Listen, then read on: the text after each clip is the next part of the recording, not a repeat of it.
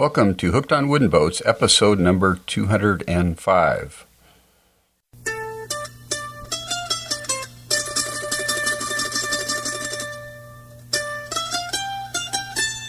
I am your host today, Dan Matson, aka Wooden Boat Dan. If you can't do it, nobody can. This is the world's first podcast fully dedicated to celebrating the art, craft, history, tradition of vessels around the world. Thanks for joining me today, folks. Great to have you on board the Hooked on Wooden Boat ship. Today's featured segment I'm pretty excited about. It's an interview I did in September at the Wooden Boat Festival last year, 2017, with Tiffany and Bruce Halabisky. And in this interview, they talk about their 11-year voyage around the world on their 1952 Atkin designed 34-foot Gaff cutter. It is really an amazing story. So you're going to want to stick around for that. Just so I don't forget to mention it later, the website that tells about their story is at vixensvoyage.com.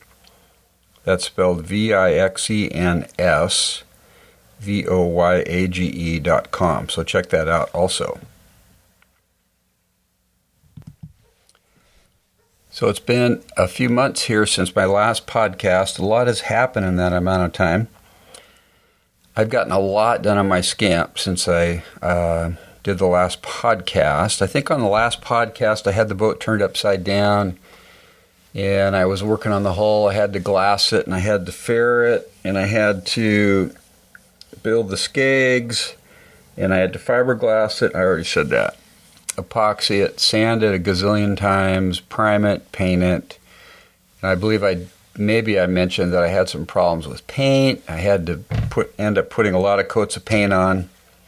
Anyway, I finally finished the bottom, and it came out, I would say, on a scale of 1 to 10, it came out to a 7 or an 8. Only reason I don't say a 9 is that there's a little more dust in the paint than I would like to see. But hey, you know what? I finally got to the point where, you know what? I want to get this boat in the water. I want to use this boat. I don't care if it looks like a showpiece. I would say it's a 3 to 5 foot boat now, which means if you look at it from 3 to 5 feet away, it looks really great. So anyway, about a month ago, maybe it's been 2 months ago, I had a group of guys come over and we turned the boat over. And I had built a dolly for the boat on casters. And it's pretty cool. I built it on top of the boat while the boat was upside down so that I knew that it fit, and marked it. And it sits on the skegs of the boat, which are white oak with fiberglass cloth and embedded epoxy embedded nylon on top of that. So it sits right on the skeg, so it doesn't touch the hull of the boat, which is pretty nice. That way we don't have to worry about scratching it. So I got the boat turned over without a hitch. It happened really fast. We just picked it up. There was 5 or 6 of us, turned it over, set it on the dolly. And so then I started working on the inside of the boat. So again, the boat the construction was sloppy from the person that started the boat, or somebody that helped them, or they paid somebody, I don't know where. But anyway, so there's a lot of cleanup, touch-up, fix-up work to do. So I decided I want to put a footwell on the boat, and the footwells are part of the current scamp plan, but they weren't when this boat was put together as far as the kit goes. So I cut in a footwell, which took a fair amount of time and head scratching, all that kind of thing. And then I also decided I want a lazarette between the seat tops at the stern of the boat. I wanted a slight angle on the vertical portion of the lazarette so I could sit against it with my feet in the footwell. And I wanted the top of the lazarette to have a hatch. So I decided on hatches for the lazarette and the bulkhead 3 access, which has 2 large cutouts. And I decided on Jim Black hatches. First, I ordered some less expensive hatches, like medium-priced hatches on Amazon, and I got them, and it was very difficult to turn the knobs on them to tighten the hatches down. And my hands don't work as good as they used to, and it's like, I don't want to fight this. So I got Jim Black hatches from Great Lakes Boat Works or something like that. They're more expensive. They're pretty expensive hatches, but the latching mechanism is excellent. They're very nice looking hatches. So I got 2 for bulkhead 3, and I got 1 hatch for the lazarette. So anyway, the lazarette is put together with the hatch cut out. I painted inside of it, and it's all fiberglassed, or not fiberglass, it's all epoxied, and the footwell is done. And then I had to reshape the 2 hatch holes that were cut in bulkhead 3 because the previous person had planned on putting a different hatch in it. So of course they weren't quite the right size for what I was using, so I had to make them a little taller and a little narrower, so I had to do some fill-in work, and I just got that done. So I'm pretty excited to get the hatches in place temporarily and drill everything, get all the hardware set up for that bulkhead 3 and for the lazarette. As soon as I do that, then I'm going to attempt to paint the area between bulkhead 3 and bulkhead 1, which is bulkhead 1 is the bow or the forward transom of the boat. And that area had not been painted, it had just been epoxied with a couple of coats of epoxy, and then the boat had been assembled. It would have been much easier, of course, to paint it while the deck was not on the boat, but when I purchased the boat, the deck was already on. So I'm going to stick my hand up in there and do what I can to get that painted. I also bought a couple cans of the most expensive spray Rust-Oleum paint with it's got a what do you call it? Oh my goodness, I'm spacing out here. Primer. It's got primer in it. So if I can't reach some spots, I'm going to stick my arm up at there and spray some stuff. It's not going to be real pretty, but to be honest, it's not going to, at the end of the day, probably could get by without any paint in there. But I want to paint it, make it look as nice as I can. So I will do that. And then I will cut in the portholes, the deadlights actually. I'll get those cut in and the hardware set up for those. And then I have to install the seat combings, which is kind of like a backrest on each side of the boat. And then I have to get my oars set up. And I ended up with the oars. I did a fair amount of research with the scamp community, found out that 9 feet 4 inches in length seems to be a good length for the scamp. So then I talked to people, looked on the internet for oars. So I wanted 9 feet 4 inches, but I wanted ferrules on the oars so I could break them down in half. And the ferrules I got from Works, they are carbon fiber, 2-piece ferrule that you install on the oar after you cut it. Those add 7 inches to the length of the oar, and they accept a 1 3/4 inch oar. So anyway, I found a place in Canada that custom makes Sitka spruce oars to order. So I ordered 2 straight blade Sitka spruce oars, 8 feet 9 inches, so that when I add my ferrules it'll be 9 feet 4. And I ordered them with 1 3/4 inch shafts, which is slightly bigger than their standard shaft of 1 1/2 inch, so that 1 3/4 will fit my ferrules. And the price out the door, delivered to my house in the U.S. with everything, shipping and everything, was $260 U.S., which I thought was incredible for a custom-made Sitka spruce oar. I got them from, I think it's called Van Fancy's Oars. You know what? I'm going to look it up here real quick, just a second. Yes, it's called Van Fancy's Oars and Paddles. So if you go on the internet, you can find that. So I received, it took about, they said in their literature 4 to 6 weeks to get the oars. I think I got them in 8 weeks, which is no big deal because I just wanted to get them, and the boat's not quite done, or it's not done. So I got the oars. I would give them an 8 out of 10. The only reason I wouldn't give them a 9 or a 10 is that there's just a little bit of tear out on one of the oars. It's pretty minor. It's not going to structurally affect things. But the price of $260 also included varnishing the oars, which was an extra $20, which to me that was a no-brainer. So anyway, I got some really nice oars. I'm pretty excited about that. So I got to get the oars set up. I got to cut the oars. And then I got to paint the inside of the boat and paint the deck and paint the seats. And I got to put the transom cap on, and I've got to figure out my outboard motor bracket. So I got a fair amount to do. My goal was to have it done by June 18th, which is when we do our annual family camping vacation. It ain't going to happen, folks. There's a slim possibility I would have it done enough to take it over there with paddles, with my oars, and just paddle around, or row around technically. But I don't know if that's going to happen either. And to be honest, it's like I'm working on it fairly consistently now. And so it'll be done when it's done, but I've gotten a ton done on it since last September at the Boat Festival when I got motivated to start working on it again. Okay, so there's the update on the Scamp.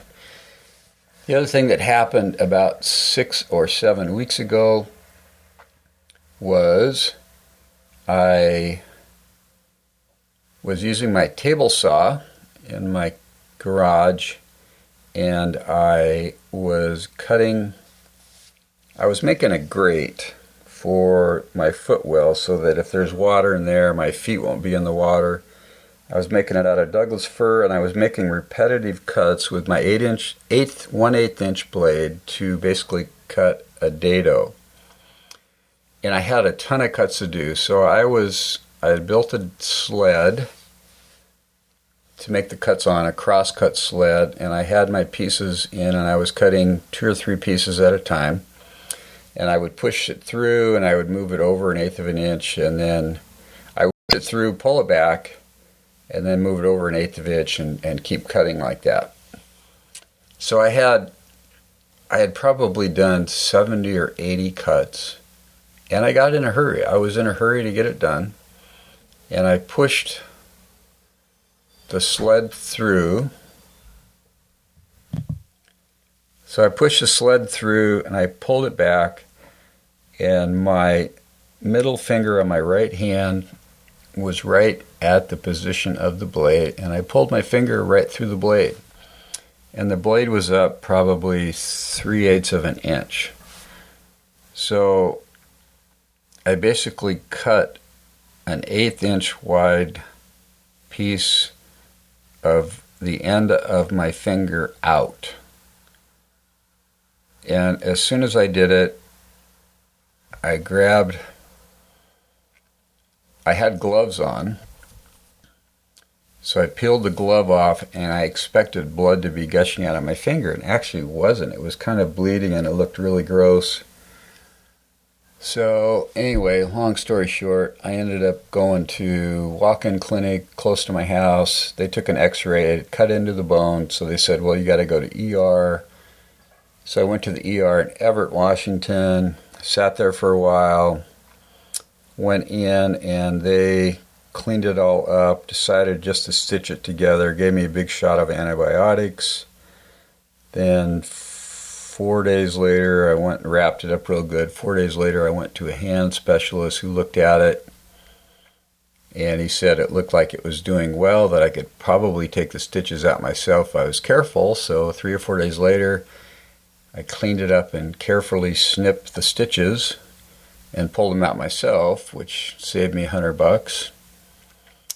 And anyway, the end of the story is 6 or 7 weeks later, it's pretty hard to tell by looking at my finger that anything happened. It's a little bit flat on the edge, but I've gotten probably 50% of the feeling back on the end of the finger there. It's still pretty tender, but the scar tissue has grown back. And anyway, that's a long story, but moral of the story is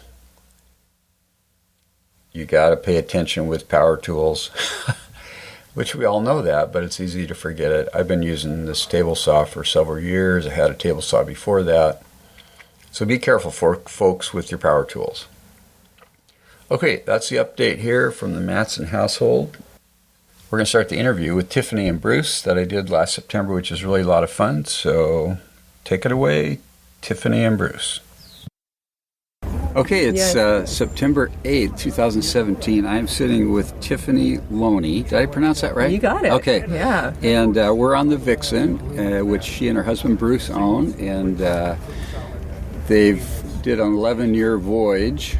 11 years seems like a long time. 11 years. We were on the slow track. Yeah. We took our time. So we just met here at the festival, and we were talking about the boat Vixen. So maybe you could back up just a little bit and tell us about how you guys found Vixen and why you decided to buy her versus building a boat and that sort of thing. Yeah, well, that's a great conversation to have right here, because it was about, I think the year was 2003, and we came to Port Townsend's Wooden Boat Festival, sailing down on my dad's beautiful little wooden boat, and as you do, you're clambering around on boats and checking everything out. My husband's a boat builder, so this is his world. You know, he's very excited and looking at everything while we're here. And so and Vixen was for sale. So Les and Libby Schnick had just spent 12 years restoring her. They were, every spare moment they had on their weekends, they would restore Vixen. And she needed a lot of work, so she was replanked, reframed, pretty much a new boat. Really? So for 12 years they put their heart and soul into this boat. And anyways, at the end of the day, you know, and Les was building her in mind that he wanted to do some extensive cruising, so he didn't cut any corners. I mean, he really built her solid. Mm-hmm. But, you know, as things go, you never know how life's going to unfold. But when he met up with Libby just, you know, she didn't want to do that ocean cruise. Mm-hmm. So the girl or the boat, you know. So anyways, they decided to sell Vixen, and with a tear in their eye, you know, they really weren't ready to let go of her. But anyways, here she was for sale at the boat show. And so Bruce and I, we weren't looking for a boat at the time, but Bruce, also having this grand idea of sailing, doing some ocean cruising anyways, thought, this is the boat. This is the one that I would build to go on an ocean passage, you know, and do some extensive cruising. And oddly enough, you know, it was the cost, the equation of cost to build this boat versus just buy it for what it was.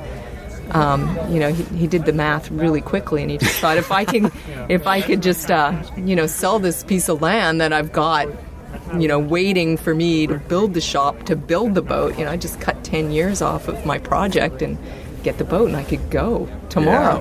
Well, it didn't quite happen like that, but anyways, we sat down below on Vixen, you know, and just, the interior wasn't finished or anything, so it was really open up. You could see, you know, to the sides, you could see some of the planking and framing and stuff. Anyways, but you got the general idea of it. I mean, she was pretty much ready to go. It was just nice to have a little bit of idea of how you would finish it.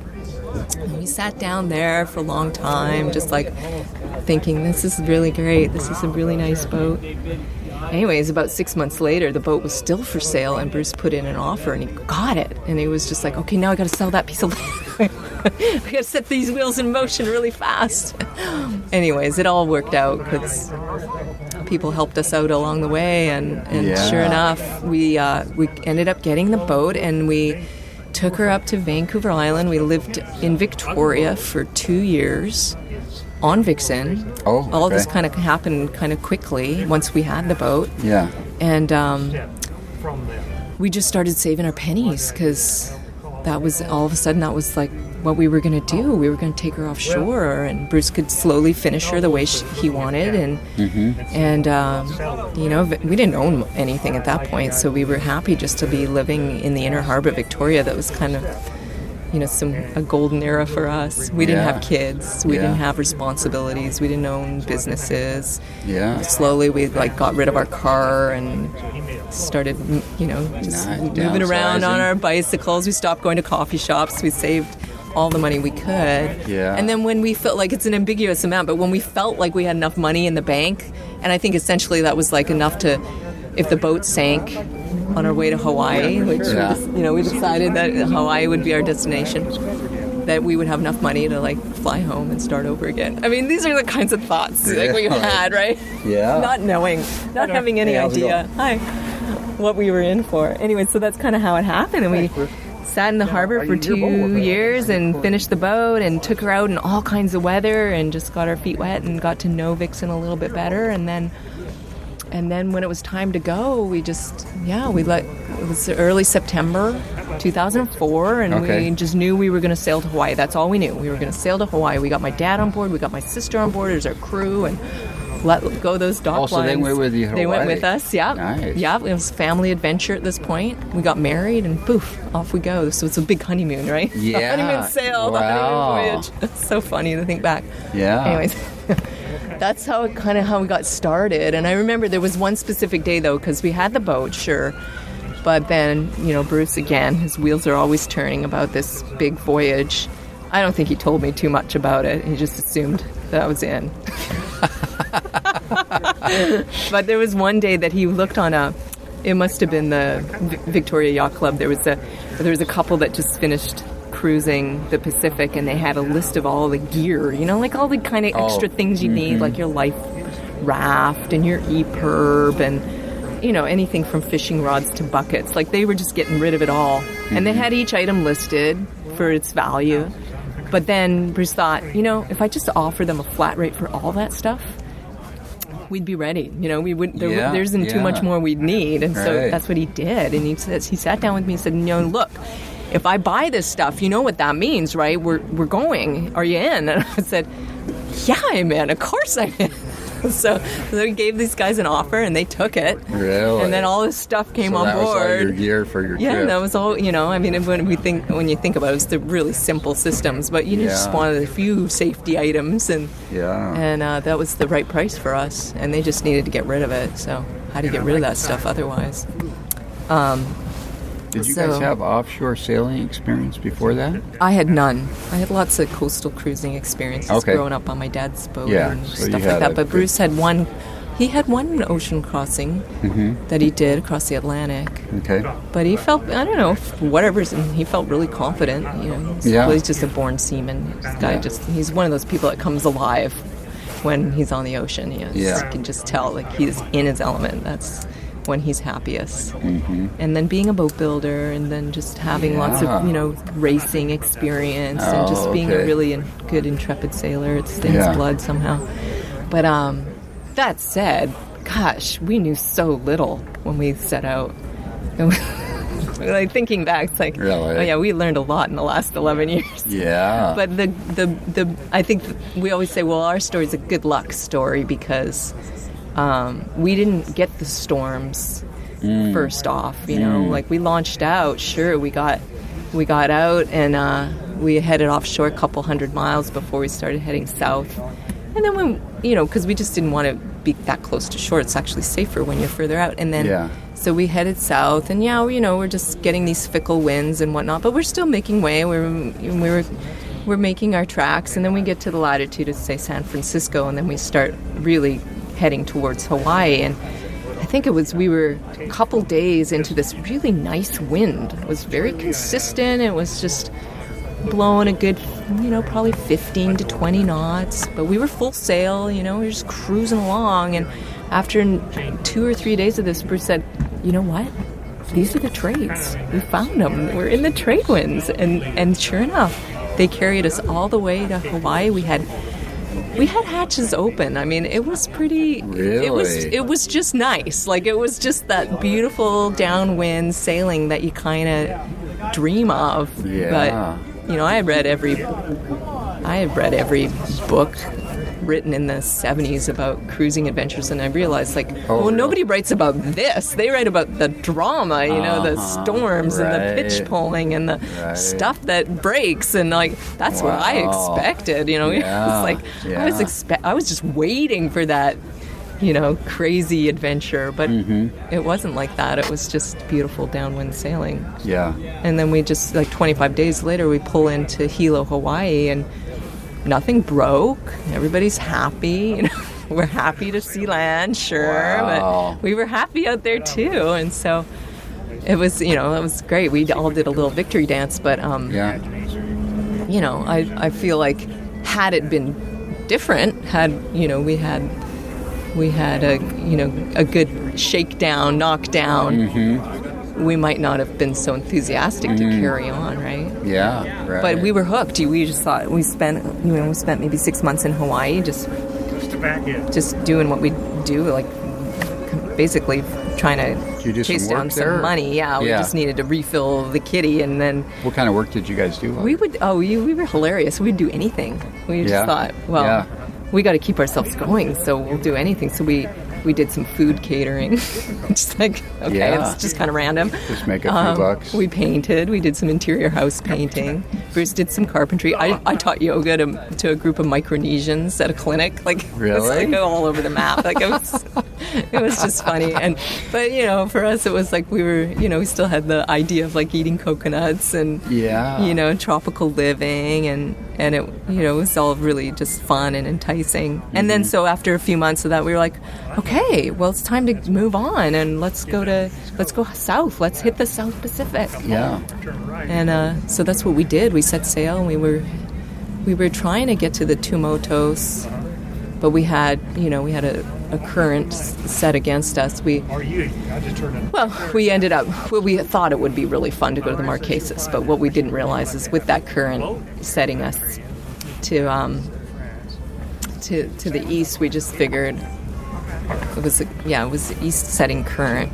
Yeah. And so we got shoved a little further west than we wanted to, and so by the time we hit the equator, we were a little farther west than we wanted to be, but whatever. At that point, we were just happy to be at the equator, and we hit the doldrums, and again that current kept pushing us a little westward, and we ended up hitting the Tuamotus, but just the tail end of it, which was fine, which was a great landfall.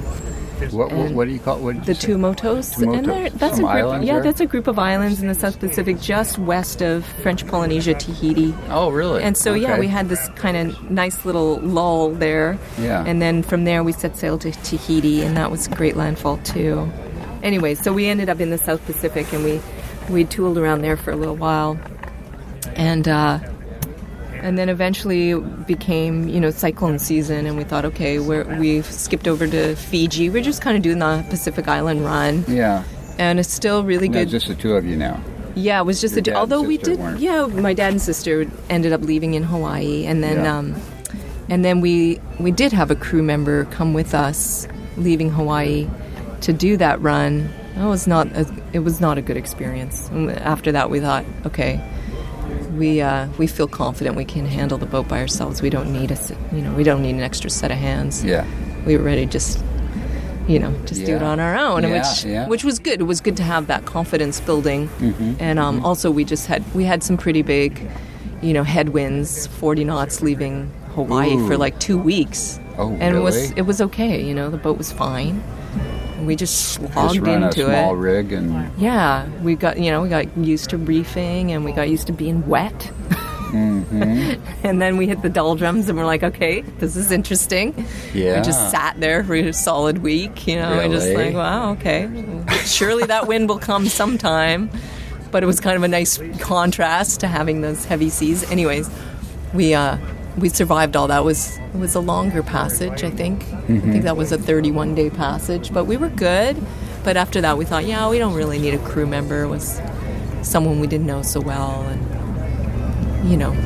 it's a kind of challenging environment, small space to be in. Right.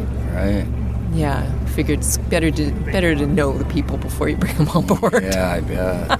That's another story in itself. Yeah. Anyways, that was our experience, and then. Yeah. But we had a great time in French Polynesia, and we made some nice connections there that helped us, actually. It was integral to our 10 years, because we met up with a couple who were running a big yacht. I want to say a super yacht, but it was pretty much a super yacht. And they needed some interior work on the boat because they were chartering, and they needed to have it just be ship shape. And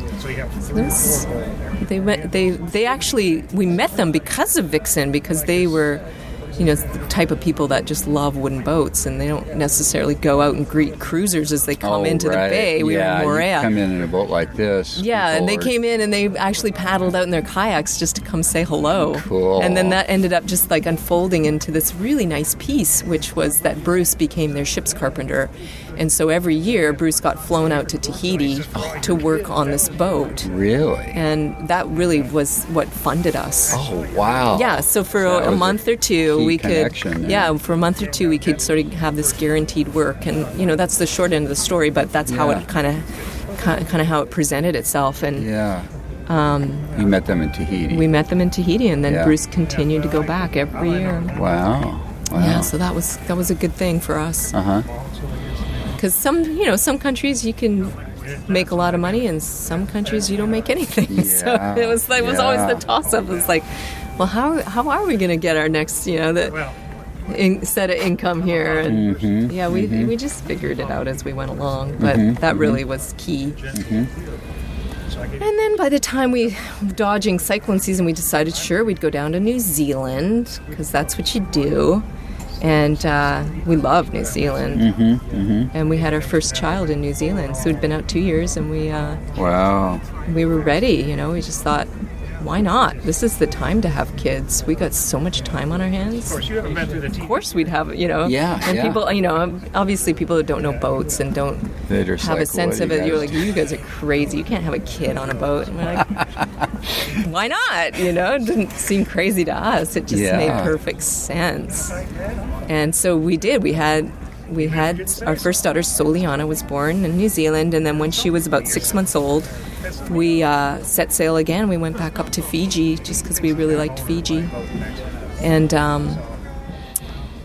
thinking about it, we met people that had just continued to do the Pacific Circuit. There's just a lot to see in the Pacific Ocean, a lot of beautiful islands, a lot of beautiful culture and people. And we probably could have stayed in the Pacific, but for whatever reasons, we figured that we would go to Australia. Really? So after we visited Fiji, we went to Vanuatu, and we had this little baby, and we were having this great experience, we decided we would go on to Australia and, dodge the next cyclone season there, which is what we did. And then eventually we ended up going up through the Torres Strait. And I think at that point we realized, once we sort of navigated that Great Barrier Reef, we just realized, hey, there's no turning back. Now that we've been out here for 3, going on 4 years, you can't, you could, but it wouldn't be very fun to go back down the Great Barrier Reef. And, at that point we realized, okay, this is not just a Pacific Ocean tour. We're actually, by going up through Indonesia and Thailand, Malaysia, we're now going to cross that Indian Ocean. And so that was going to be our next ocean. And that's what we ended up doing. And I only say that because, a lot of people say to us, well, did you know, when you left, that you were going to sail around the world? And I say, honestly, no, we had no idea. We were literally port to port. Is this still working? Are we still having fun? And but once we got up to Indonesia, it was like, well, okay, for better, for worse, we're going to continue on, because it just seems like the easier way to get home, believe it or not. Yeah, interesting. Yeah. So we did. We carried on. We went across the Indian Ocean, and then we went on to South Africa. There's a lot of piracy going on in Malaysia and Thailand at the time, and we really. Well, it was. Not so much in the Malacca Straits, no, but as you were approaching the coast of Africa, as we were getting closer, we'd met a lot of people from Europe. There's a cruising community, and a lot of them are European, and they want to be home. So if they were leaving Southeast Asia and going across the northern Indian Ocean, they could be up the Red Sea and home within 3 or 4 months. Well, that's where the piracy was happening, was entrance there around Yemen, and boats were being taken. And so we were, in our minds, we didn't really necessarily want to go up the Red Sea. That wasn't our plan. We always thought we'd go around South Africa, but we remember thinking, God, I would hate to have to be making that decision, right? Do you just, do you take that risk, or do you go around South Africa and make another year or two out of it, right? Oh, so, that's a big decision. No, it was. And so I remember just parting way with these people and just saying, okay, you guys, when you get there, let us know you made it, right? Yeah. And they figured out to go in tandem, and they had ideas of how to do it, but it seemed sketchy at the time. That's scary. Especially after seeing Captain Phillips, the movie. Yeah, no kidding. I know. Like, that was that period of time. That's why that whole story evolved, right? So anyways, we went to Madagascar, and that was great for us. That was really a highlight. And then around South Africa, there's no way other to do it than just to get the pants knocked off you, because it's just a crazy bit of ocean there. Yeah. But it was good to do it. I don't know if I'd do it again, but it was good to do it. Really? And survive it. And then, like do you have to stay out at sea quite a bit of time to get around, like the Cape Horn stuff? It's not like you can come into harbor somewhere and kind of cut it up. You gotta. Well, that's exactly it. It's that there's very few harbors, and they're far and sort of far and few between. So each harbor is spaced to 200 to 300, 400 miles apart. Oh, wow. So whenever you do go out, you're looking at an overnight or two, which doesn't sound bad, except that the weather is only predictable 24 hours in advance, and it can change in a heartbeat. So, so you wait for these, and it's always blowing. For us, I think every time we went out, it was blowing 30 knots. That was just a given. That was just trying to get out. Wow. You knew you were going to have 30 knots, unless it was for an unusual reason, like just a real calm in between storms. So just getting the guts up to get out again and then do the next hop was waiting for these weather windows, but that's how you did it. And then just knowing that after 24 hours you weren't really sure what you were going to get. And so that was okay. It was okay. It was just that you had to be ready, and you might not get to the next port that you're anticipating. Maybe you're going to get blown back. Like, who knows? And what happens is this. The whole Indian Ocean is sort of flooding out from the east to the west. You have this Agulhas current, and it's a strong moving current. So when you get in that current and you're going with it, it's fantastic. We had the best runs, 24-hour runs. We were making miles. Very exciting. But then you get these fronts coming up from Antarctica. There's no buffer. There's no landmass to buffer these fronts that come up. And so you get these fronts that are strong and cold, and then the Agulhas current, and they're just bumping up against each other. So that's where you get those big standing waves that they talk about, super tankers sinking, because it just gets really nasty, right? Wow. So heavy winds, strong current, boom, it's big choppy seas. Collision. It's just a mess. Oh, my goodness. So we, just getting... You did okay getting through there, though. Yeah, our worst was we were trying to get from Madagascar. We were doing the 800-mile jump, from Madagascar to the mainland of eastern side of South Africa. There's a port called Richards Bay that people go into. That's kind of now the destination. But so we left what we thought was going to be our good weather window. But again, we were out there for a week, and it's very unpredictable. Well, we were not, we were within 100 miles of the coastline. Like, we could have been in within a day, but then we got hit by one of these Southwest busters, is what they call them. Really? And so we were in it. And the worst part about that was, we were hove to for a few days, but worst part about that was we were right in a shipping lane, and that was really nerve-wracking. Oh. That was ugly. And we're just a little wooden boat, Theoretically, they can see it. Well, you're down in this trough, and you're just huge your swells visibility and is horrible, water. and we're just a little chip of wood out there, and we have a small radar deflector. We didn't have AIS or radar at the time. I mean, we were really just relying on our eyes. So we'd get up to the top of a wave and we'd look around, and sure enough, we'd see ships around us. Well, what could we do? We'd call them on the radio saying, "Hey, we're here. Can you locate us?" Nobody would answer because the piracy at the time, the protocols had changed. Like, don't answer a vessel unless there's a reason to. I don't know what it was. It was kind of like nobody was answering us, which was unusual because other times when we'd be on the ocean, we'd see a ship and we'd call them and say, "Hey, you got a weather update?" Or and they were kind of ready for a chat. Well, nobody was answering us, and we were like, "Do they not see us? Do they?" Anyway, so it was nerve-wracking. But we made it in. Yeah. And our friends were really glad to see us pull in. And a lot of boats came in damaged. We did not. So we were like, okay, we know it was blowing 70, but Vixen took it. We knew that wasn't her limit. 70, huh? Yeah, we knew that wasn't her limit. So that was kind of like, again, the good luck part of the story was we'd been out for a few years now. We'd seen some. We hadn't seen 70, but we'd seen a lot, and we knew what to do, Bruce and I. So what do you do in 70? We hove to. Yeah. Are you taking on water while you're doing that? Well, I mean, you can imagine these. Running we checked the bill. I mean, Vixen's pretty tight ship, so she wasn't taking on water. We were definitely, all hatches were closed and sealed, and just coming up to poke your head around was like you're just going to get a wave in the face. It was just the way it was. So everything drains out. The cockpit would fill with water, sure, but then it would drain. I don't know. It seems crazy. I mean, for sure. We were thinking, what the hell are we doing out here? This is insane. But you're just in survival mode at that point, right? But the water breaking over. The mast height waves are just like, that water has such a force to it. You just can't even imagine. I don't know why Vixen didn't break up, but she didn't. She was fine. She was fine. A lot of boats came in damaged, but she didn't. Yeah.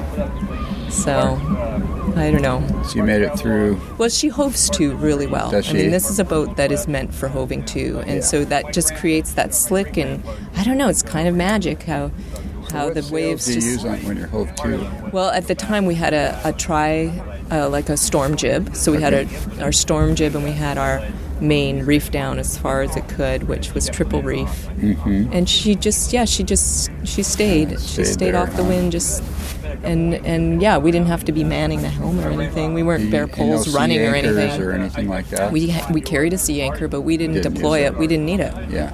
And it probably would have been more of a mess to try to deploy it, right? Anyways, that was great. That was great to see Vixen hove to in that kind of weather. Yeah. She was good. Yeah, cool. She was really good. Mm-hmm. Anyways, so that's South Africa. It's just a shit fight to get around there. Yeah. But, and then we were in the Atlantic, and the Atlantic felt like a pond in comparison. I don't know. It just seemed like the Indian Ocean was always blowing really hard for us. And then we get in the Atlantic, and we just have this golden, nice, easy weather again. I know it's not always like that. It just seemed like that in comparison at the time. Yeah. And then we were just like, we're just still doing our thing, and we're still far from home, and everything's good, and kids are fine, and I'm pregnant again. Don't go to sea pregnant. That's a stupid thing to do because you're just sick the whole time. I learned that the hard way. And but whatever, we stopped in St. Helena, and had there been an airport in St. Helena, I'm sure I would have gotten off the boat and flown wherever to meet up with Vixen again, but there was not that option, so I had to just stay seasick and morning sickness and whatever it was, I was sick. And I just thought, I have so much empathy to, there's certain people that just don't get over their seasickness. It's miserable. Just go hike mountains or whatever it is you do. Just don't bother with that because it's so awful. Anyway, Did you get seasick when you weren't pregnant, or just when you were pregnant? I was one of those people that I'd be green for the first couple days, and then I'd come around, and I'd just be like, Bruce, you're doing all the cooking. I'm just going to sleep. And so once your inner ear adjusts, which I think is what's happening, you have to have that equilibrium and inner ear adjustment, and once that happens, then I'd be fine. Yeah. But it takes some time. Mm-hmm. And Bruce doesn't get seasick, so he has no idea what I'm talking about. But he has a needle phobia, so there. And I don't. Yeah. Funny. Touche. Yeah. Kidding. Yeah. No, it is. It's true. It's a real thing, and I just think, wow, it's not fun. If you don't have to experience that, don't do it. Oh. So you made it through the. So where'd you go from there then? Okay, so once we went across the Atlantic the first time, we ended up in Brazil, and we actually pulled the boat up a little river, and we left her there, and I flew home and had my second child in Victoria in Canada, and then we came back and got the boat, and we sailed up the coast to the Caribbean, and so we had our first little season in the Caribbean, and that was a turning point for us because we had now 2 kids. We had this little infant on board, and we could have gone through the Panama Canal and been home within a year, but with a 3-month-old, I just thought, we hardly know this child, we don't know what's going to happen. She's still so fresh. I don't want to go offshore on our longest passage with a newborn. That does seem a little, crazy. Yeah, right. So we just decided, hey, let's just go up the eastern seaboard. Let's do the Bahamas. Let's go up to Maine and visit our friends. And, oh, wow. And then Bruce had spent some time in the Azores, and he was always telling me stories about it. I'm like, I want to see the Azores. And so anyways, we got, ideas of grandeur, and we just ended up going up the eastern seaboard, and we went to the Mystic Seaport Festival. That was another fun time. And then we actually just cruised the eastern seaboard for like 2 years. We kind of hunkered down in Maine, and we'd haul out for the winter, and then we'd cruise up to New Brunswick, and we saw lots of beautiful stuff, and just hung out with some friends there, and just waited for Seffa to get a little bit older. And when she was about 2.5 years old, then we thought, okay, it's time. And then we set sail to the Azores. So we did the Azores? So it's like mid-Atlantic. Oh, really? Yeah, North Atlantic. Yeah. And so it's kind of isolated islands out pretty there. isolated Portuguese colony. It's just hey, Bruce, you can join us if you want. Yeah, I'm telling the whole story here. I'm on a rant. God, shut me up. So we ended up in the Azores, and it was all dreamy and super fun, and we thought maybe we would even just stay in the Azores, but then the rains started coming and the winds started building. We thought, well, shoot, we could be in the Canaries in a month. That sounds pretty good. And so anyways, we just continued. We did this Atlantic circuit where we went from the Azores to the Canaries, and then we got this idea that we were going to hit the coast of Africa again because we loved Africa, and we were going to go up the Casamance River, which was kind of controversial at the time, but we ended up having a connection with a boat that wanted to go, and their friends were there, and we were getting reports like, no, it's great, come. There's some kind of political issue which was kind of inflated, but, we had word from the ground that it was going to be fun and it was going to be safe, and so we decided that that's what we would do. We'd just take our time, and we'd hit the coast of Africa again, go up the Casamance and find what we found, and then from there we would jog over to the Cape Verde Islands and just be poised and ready again to cross the Atlantic to get back to the Caribbean. And that's kind of what we did, and it was super fun. I'm so glad we did that. Yeah. Yeah. Cool. And, as we were sitting in Barbados and just, had the Caribbean in front of us, we could have our pick of where we wanted to go. We started, to then, during that season, meet boats that had tried to get down the eastern seaboard the hard way. I said it's the hard way because you're going against the wind and currents, and we just felt like, yeah, sure, we did that extra ocean crossing, but it seemed like in the end we had a pretty good ride, whereas it was a tough season to get down from the eastern seaboard, right? We had met people that said they didn't have a good trip. I think it's always a hard trip going down from New England to the Caribbean. Even though it's a traditional route, it's against the Gulf Stream. It's hard. It's hard, yeah. Winds are tough and are unpredictable. Winds are against you, yeah. Oh, right. The whole North Atlantic gyre is like that. So even though we sailed probably 5 times further, it was all with it was all downwind, and we got to see some interesting stuff. Yeah. So that was, I guess, everybody makes their choices, but we felt like that was a good way to do it. Mm-hmm. And we ended up there at the same time, essentially, right? Back in the Caribbean? Yeah. Yeah. it didn't, we could have, we could have gotten... Yeah, well, all those boats are waiting for the hurricane season to end, whereas we were moving. Yeah. Oh. Yeah. So then we spent another season in the Caribbean, as you do, and that was... Did some work there, or...? Yeah, we did. Yeah, you had a lot of work. There was wooden boats that were calling up Bruce saying, "Can you meet us? Can you meet us, Antigua? Can you meet us? That was fun. Nanny Key, can you meet us?" And that was, and then you flew. You flew back out to Scar even. You flew back to Tahiti at that time. Yep. I remember. I was in Antigua with the girls for a whole month while Bruce was gone, and we just kind of make our homes wherever you were at. And one of us would stay with the boat, and one of us fly off and do some work. And we were still piecing it together, but it was still working. Yeah. And it was kind of cool. Like Bruce became that journeyman of being the boat builder and being the journeyman where he had that open schedule. It's like, yeah, I can meet you when you need me there. I can meet you. So there was some advantages to having that loose, open schedule that you don't get when you're shore-based. A little more tightly penciled in. Did you carry a lot of hand tools with you? So you could more than most people. Yeah. It doesn't end up being a real voluminous thing, but I did have all my planes and chisels. You can do a lot with hand tools, right? Yeah, and if it's... Usually you can buy the power tools that you might need. Yeah. If it's a big enough job, it makes it worthwhile. Yeah. So where'd you guys go from the Caribbean then that second time? Well, then we started we knew we about were getting home. Yeah, we knew we were going to go through the Panama Canal at that point, so it was just a matter of how to get there. Working your way back up. Yeah. We dropped down to Bonaire. We'd had a contact in Bonaire. Yeah. And then we wanted to go to Cartagena. And we went into those beautiful islands off Venezuela. Yeah, the offshore islands of Venezuela, which were beautiful. Yeah. And Bonaire and Cartagena, and then up the San Blas Islands. Which was wonderful, too. And then just hanging out in Panama, waiting to go through the canal. That was... What was that like? Well, leading up to it was all pretty stressful because you've got to pay a bunch of money. It's about $1,500 for if you're under... Through? It's one price, any boat under 50 feet.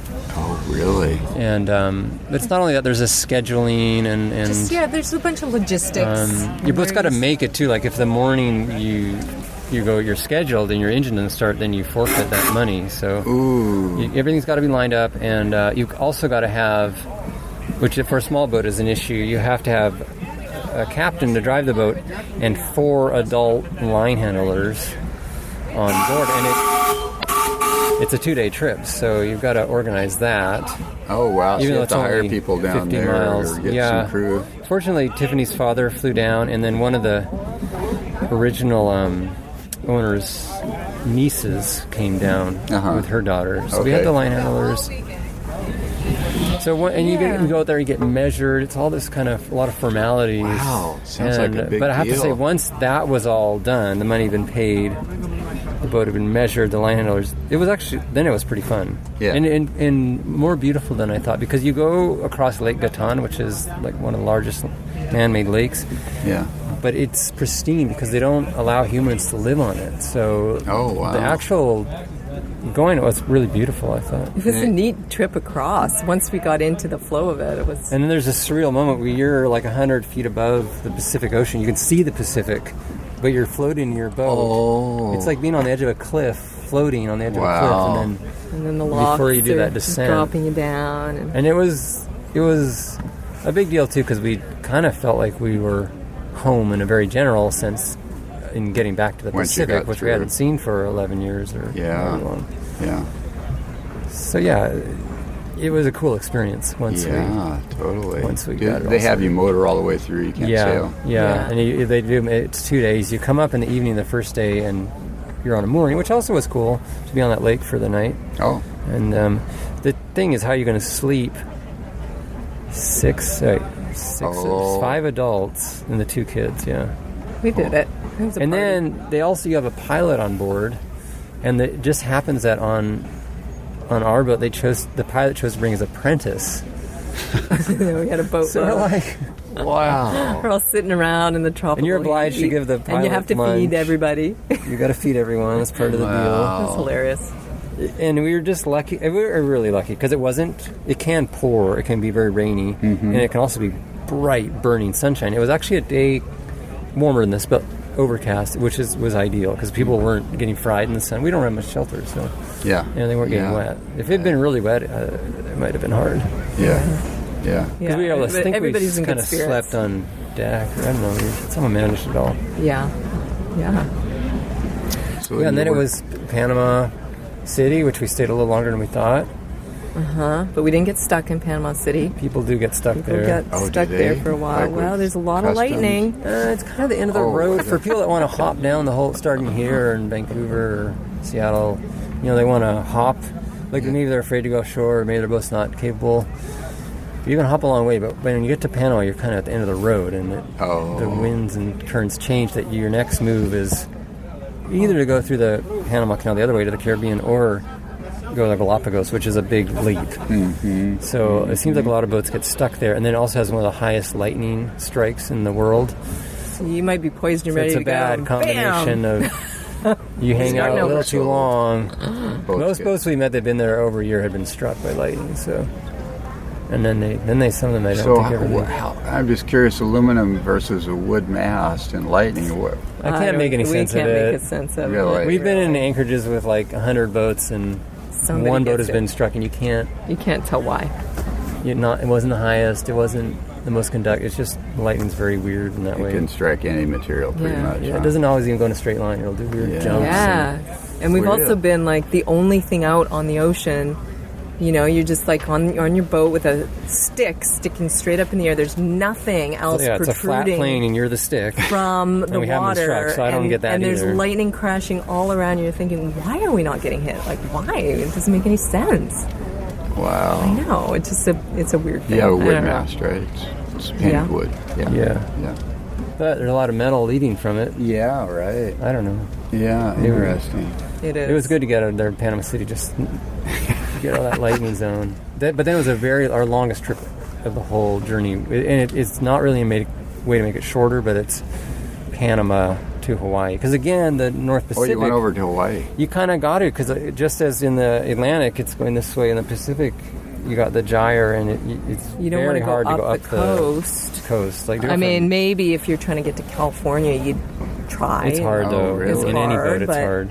But we're trying to get all the way up to, Seattle. So for this kind of boat, you really got to go out to Hawaii, and then you kind of head towards Alaska and come down. Really? Yeah. Yeah. But that was 41-day trip to Hilo, Hawaii. Wow. Was that your longest? Yeah, it was our longest. crossing? Yeah, it's over 5,000 miles, so it's a long way. Yeah, and that was pretty good time. Planning for that. Yeah, and load up with as much food and water. Food and water, that was the thing. Yeah. Food and water. Yeah, but it went really well, and we had the 2 kids on board, of course. Yeah, and they had no issues at all. Yeah, because they don't know any different. Right? Spent Christmas out there, and Santa came and dropped a load of presents on the deck. And funny. Yeah. And we were in Hawaii for a few months, and then we did the final trip to Victoria. What time of year did you come back? June.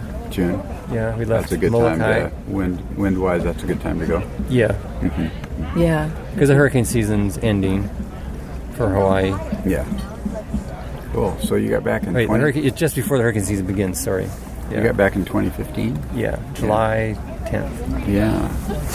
So was it kind of sad to end that journey, or was time and you're ready to do something a little different, regroup, or? I remember feeling a real sense of accomplishment. I don't. Mm-hmm. Yeah. It's kind of sad now. Thinking about how wonderful I think at the time we were ready to be finished for a minute. No, at the time I felt like a big. Yeah, we did it. We did it. We didn't lose the very last day of anybody. The voyage was precarious. Like coming down, because we'd landfall in Ukiulit, but then to get to Victoria is another 100 miles down Vancouver Island, and that. Yeah.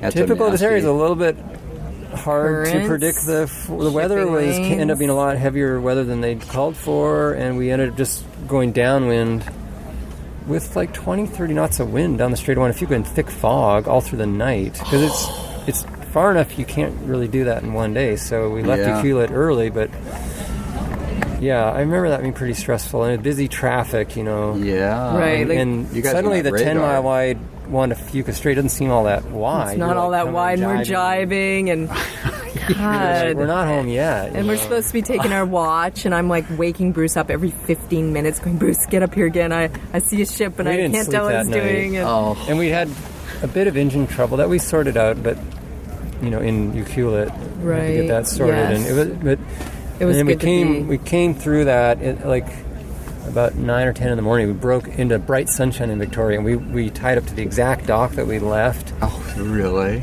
11 years earlier. So it didn't. And our parents were there to greet us. It didn't feel sad. It was like, damn it, we did it. We got her home. Anything that happened now, it won't at all jeopardize the completion of that voyage. So you guys have been home a couple of years. Yeah. What's the plan now? Well, if you don't mind me being a little nosy. Yeah, that's good. We still got our boat underneath us. Yeah, you keep her over at Orcas? Yeah, keep her on Orcas. Everybody says, "Oh, so did you get rid of your boat?" And we're like, "No, are you kidding?" You're not living on her though. We're not living aboard ashore. And 4-H. We're into 4-H. Your kids in school? Homeschooled still. Oh, okay. Homeschooled. Yeah. I don't know. We're still just piecemealing our life together and trying to figure it out one step at a time. It's fun living at Orcas. I think it'd be harder for her in the city. Yeah. Orcas is pretty nice spot. So are you doing boat work there? A little bit, mostly house carpentry. Oh, really? Okay. Like finished carpentry? Or? Yeah. And then I actually got my captain's license. Oh, you did? Yeah. Wow. After the trip. And there's a boat similar to Vixen that it doesn't belong to me, but I've been captaining, taking people on day sails out of Rosario, which is on Orcas there, yeah. Which is a nice summer gig. Yeah. It's it's just come to an end now, so. That's fun. Yeah. That's the second year I did that. So. Okay. There's a boat shop right there by the ferry, right? Or no?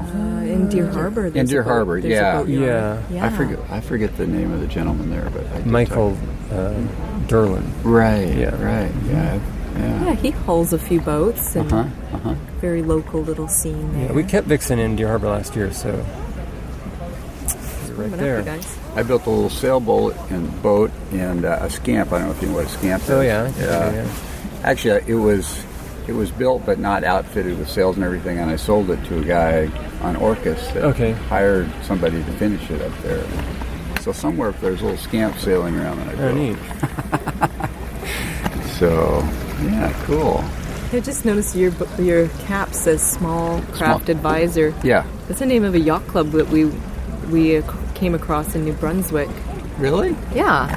Remember they had their little boat club? It's called Small Craft Advisory. I don't really remember that, but at the yacht club in the lakes?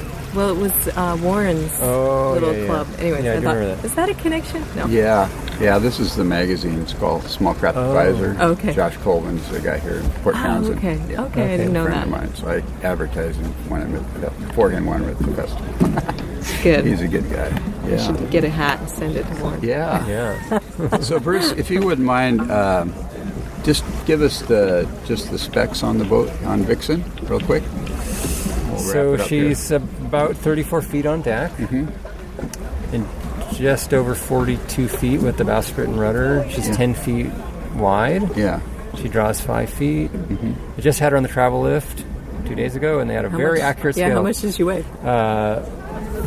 14 tons. 14 tons. Yeah. How much of that's lead in the keel? It's like 5,000. 5,000 pounds. Yeah. It's actually cast iron. There's some lead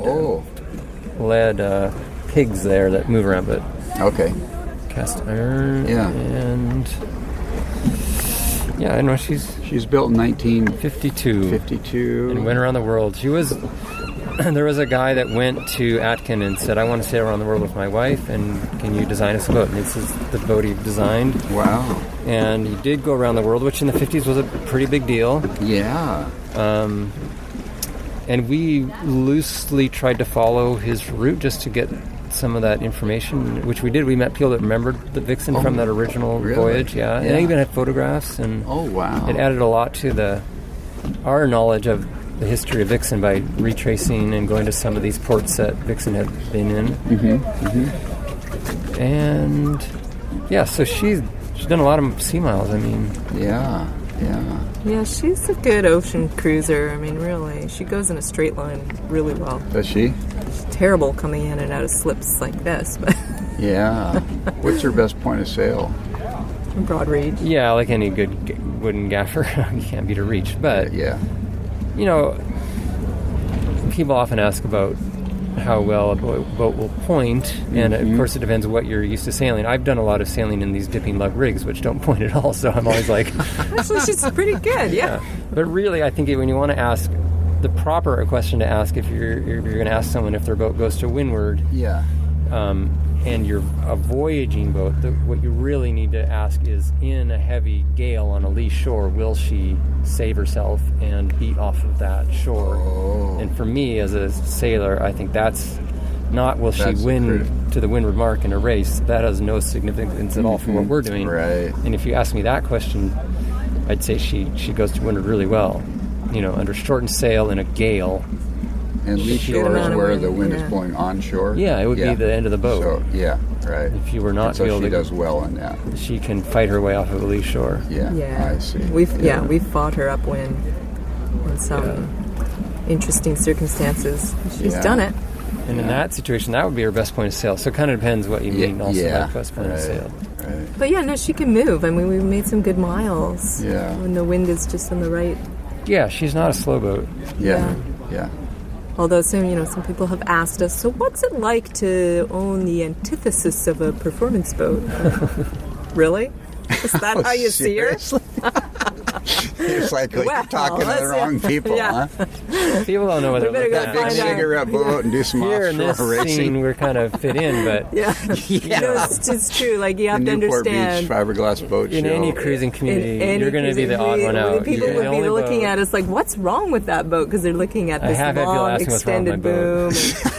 boom. And, they just don't know what they're looking at, right? Yeah, it's not the average boat. Can you get that fixed? Yeah. Or, typically they say, God, wooden boat owner, you just must be working all the time. You're just varnishing 8 hours a day. Right, I don't know what they think. Or like replank, you think we replank every couple months or something, right? Yeah, and in we always chuckle because they usually have much more complicated boats than us. And in fact, they spend more time fixing their radar and their fridge and their auto electronics helm and, at the wazoo. Do you guys have refrigeration? We don't. We have a very simple boat. Yeah, cool. Yeah. Very cool. I think we do it that way again, too. Yeah, we keep it simple. But, this technology is rapidly, getting easier and more accessible, less expensive. By the time we replaced our marine radio, it came, the next one came with AIS. And we're like, well, okay, we wouldn't have ordered it, but, now that we've got it, it's kind of nice to have. So what is AIS? I don't know what that is. So it works through the VHF radio, and you can transmit a digital signal that all the VHF radios can pick up. Oh. With the name of your boat and where you're headed and how fast you're going. Oh, really? And it just puts that information out. Puts that information out. So if there's and I guess now probably bigger ships are required to have it. Okay. So when you're in a shipping lane and you're looking and you're trying to decipher, maybe it's dark and you're trying to decipher what direction is that boat traveling, how fast they're going, you can often get that information now without having to call. Audio format? No, it shows up a little reading on a screen. Yeah. Okay, on a map. So you can and the key thing is to get the boat's name, because now you can call them on the radio. If you're just big ship, and there's 3 ships, 10 ships, they're not going to answer you. But if you can nail them down, say, Maersk Cargo, this is Vixen, well, then they're going to answer you, and then you can say, hey, can you see where we are? And Yeah, it's a nice little extra bit of information to have. In certain situations. Most of the time you're out there, you don't see anything, but you will see, the odd ship on the horizon. And sometimes they come close, That's why you keep a night watch. We know people that just go to sleep and they're like, there's nothing out there. We never see anything. Yeah, because you're sleeping. Wow. Hoping for the best. Yeah. Yeah, that doesn't sound like a good plan. No. Well, thanks you guys for being on the podcast today. This was fun. It was fun, Dan. It's fun to very great talk chatting. Vixen I saw stories. That was last year or 2 years ago. You were on Wooden Boat Magazine. Yeah, 2 years ago. 2 years ago, yeah. I saw that article. And that was fun. Yeah, and Corey and Christina next door here were telling me about your voyage. I think they met you at some point. Well, they were hauled out across from us 2 years ago at the yard. Oh, right. Yeah. That was the deal. Okay, yeah, cool. Right. So very cool. So anyway, I wish you guys the best, and thanks again for being on the podcast. Yeah, fun talking to you. Thank you. Tiffany and Bruce, thanks so much for being part of the podcast. It was really fun to hook up with you guys and see your boat and talk shop. And you guys had an amazing venture, so thanks so much for doing that. Okay, folks, we're going to wrap it up here. If you do buy stuff on Amazon and you'd like to help support the podcast, if you go through my link, hookedonwoodenboats.com/Amazon, and then you make your purchase, I get paid a small commission. I think it's 3% or something. And I would appreciate that. Also, if you want to contact me by email, my email address is woodenboatdan@gmail.com. If you have questions, comments, want to tell me about your recent projects, send me pictures. That would be fun to hook up that way. And if you're not in the wooden boat game, it's time you get in, because it is a lot of fun. So anyway, have a great week, folks. Wooden Boat Dan, over and out. Keep the bright side up and the barnacle side down. God bless. Take care.